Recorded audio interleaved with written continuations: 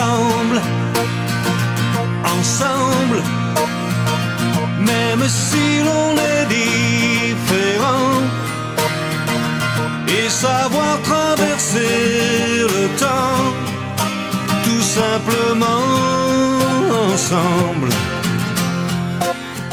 En scrutant le site européen, en scrutant l'agenda européen, et on a vu que il y a hier et aujourd'hui, il y a tous les ministres européens qui ont été en réunion informelle au Palais Egmont, qui se trouve à 200 mètres d'ici, et ils devaient visiter aujourd'hui le musée des Beaux-Arts qui se trouve derrière nous.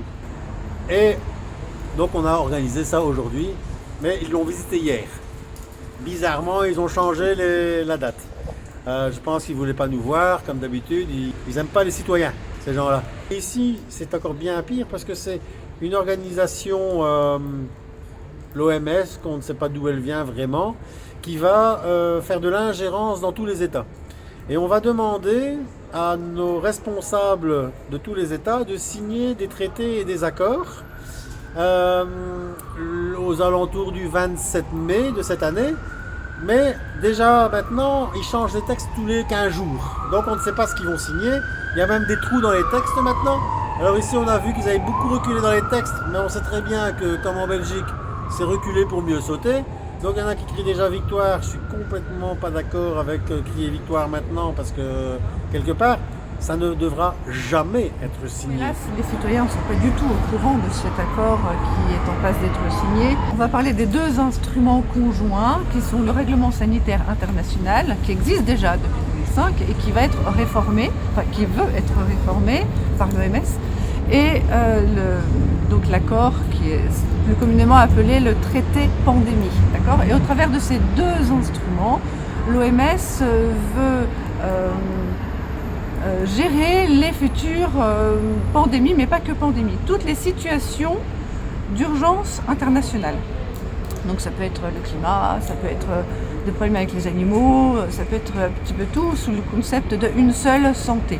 Et s'il arrive une pandémie ou s'il arrive quelque chose en Belgique, eh bien on a un gouvernement belge, on a des spécialistes belges, on a des gens hyper connus. On a le docteur Martin Zizi qui est quand même responsable de l'épidémiologie.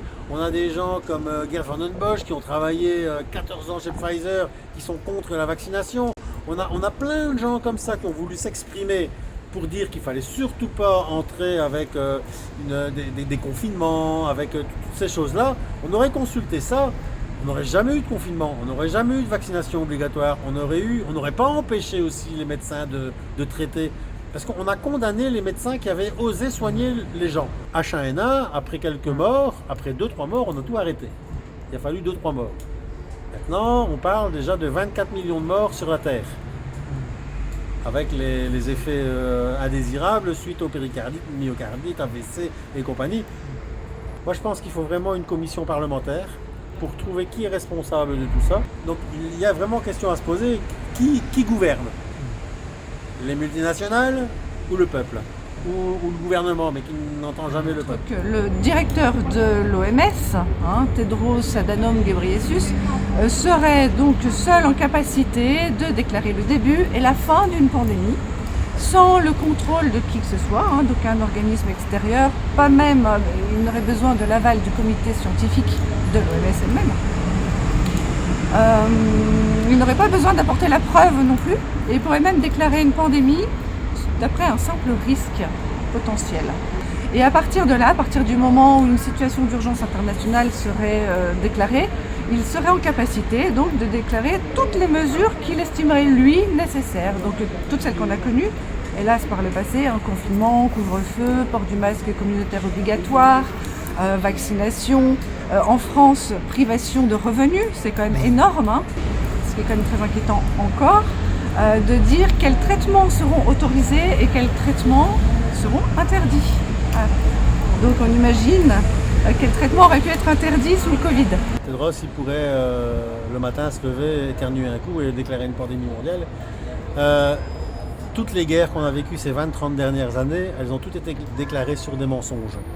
On sait que toutes ces guerres ont été déclarées sur des mensonges. Alors je pense que ces gens vont déclarer des pandémies sur des mensonges comme ils l'ont fait pour le Covid. Il y a eu des malades, il y avait des traitements On n'a pas utilisé les traitements, on a voulu faire mourir des gens. On a toujours manipulé d'abord l'information avant d'attaquer. Je pense qu'ici, on manipule vraiment l'information avant de nous attaquer. Mais maintenant, ce sera nous les victimes. Et je crois qu'on peut refaire une démocratie et faire participer le peuple en passant par l'enseignement, en passant par des nouveaux médias, en passant par de l'enseignement et expliquer aux gens ce qui se passe. Et j'ai dit aux jeunes qu'ils devaient arrêter d'écouter ces politiciens et les médias et qu'ils devaient s'informer par tous les moyens qui existent. Aussi bien à la presse écrite que les réseaux sociaux, que même les journaux. Ils devaient vraiment, les livres, les grands-parents, la famille, ils devaient s'intéresser vraiment à tout et faire de l'auto-enseignement, on va dire comme ça, pour avoir une bonne autocritique. Et pas écouter simplement les médias, où c'est la même ligne directrice sur toutes les chaînes. Et donc pour moi, c'est vraiment ça qu'il faut faire, c'est redonner la parole aux citoyens et l'enseignement aux citoyens. Oui, je suis d'accord, il faut donner la parole aux citoyens, c'est très important. On parlait donc des traités et du règlement sanitaire international. Comment se fait-il que les gens ne soient pas au courant?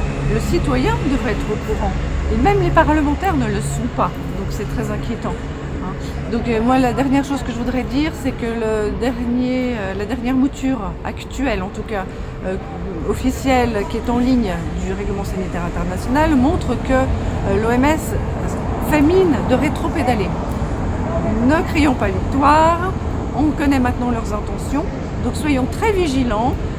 Quand on signe un accord cadre, on signe les contours et ensuite l'OMS remplira l'intérieur. Donc qu'est-ce qu'ils vont mettre à l'intérieur des textes? Attention, et quel texte va être soumis le jour même du vote fin mai? On ne sait pas. Donc le mieux, c'est déjà de dire non, on ne vote pas cette année. Quoi que contiennent ces textes, le délai n'est pas respecté de 4 mois de réflexion pour les États.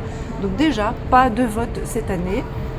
S'il y a quelque chose à signer, eh ben que ce soit au moins quelque chose de correct. Un bon accord est un accord clair, transparent, où tout le monde justement est d'accord. Donc pour être d'accord, il faut déjà avoir un avis éclairé pour un bon consentement. Donc on se dit à l'année prochaine pour voir ces textes définitifs, comment ils sont et si on les signe ou pas.